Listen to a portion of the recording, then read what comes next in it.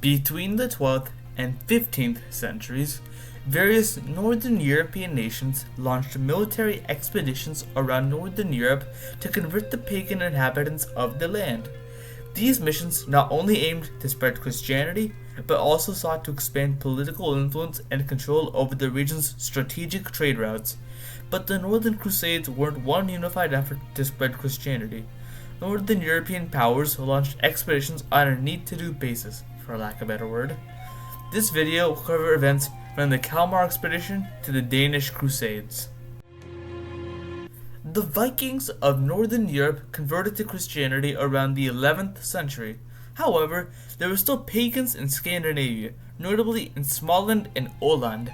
And so, in 1123, the Kingdom of Norway, under Sigurd the Crusader, successfully forced Christianity onto the people and seized 1,500 cattle and many other valuables.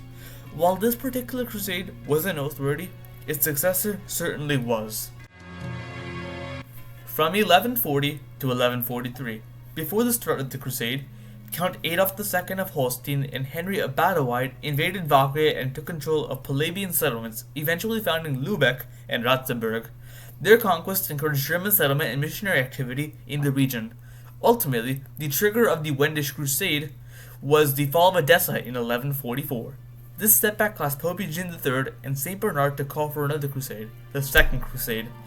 While in Frankfurt, St. Bernard learned that many North German Saxons were hesitant to join his call as they were worried about pressing matters back home, the Palavian Slavs, also known as the Wends.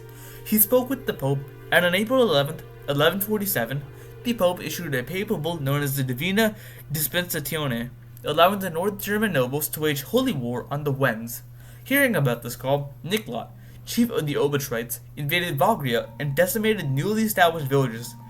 This decision had the inverse effect of legitimizing the Wendish Crusade. Oh no!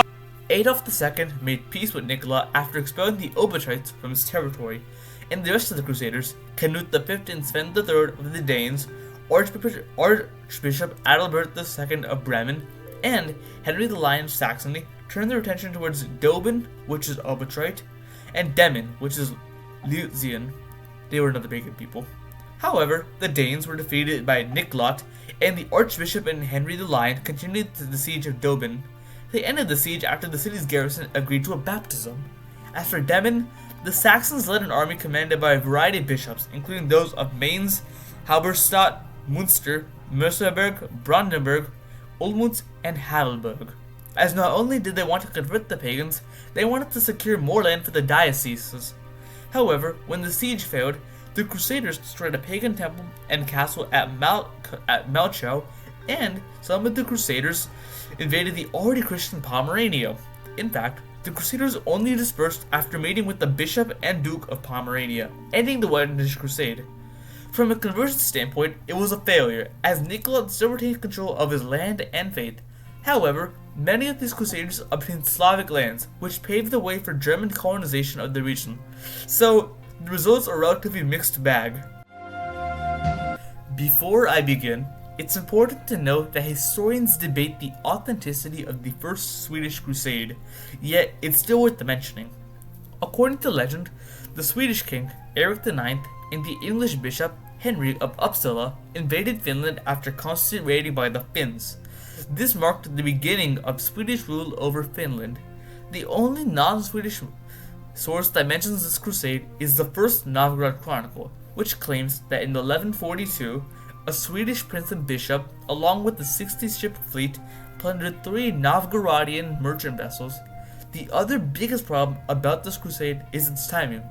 Start dates vary wildly, including almost every year in the 1150s, most prominently 1150, 1155, 1157, and 1158, while some claim 1153, 1154, and 1156. Regardless of authenticity, the First Swedish Crusade is worth mentioning, if not for accuracy, for its lead up to the Second Swedish Crusade, which I will go into detail about another time. Sorry to disappoint literally everyone, but we also don't know too much about the Danish Crusades. But we do agree that there were 3 Danish Crusades in total, All we know about the Danish crusade of 1187 comes from Ezran Snare, who mentioned a great victory over the Finns in his Christmas feast speech. The Danes launched more crusades in 1191 and 1202, the latter led by Anders Sunesen, the Archbishop of Lund. To wrap things up, these early crusades, barring the Wendish crusade, are generally underwhelming, but don't worry, the next one is going to be better. The Livonian Crusade, an adventurous campaign to convert the pagan tribes of the Baltic region, is right around the corner. Stick around for part 2, and until then, have a good day.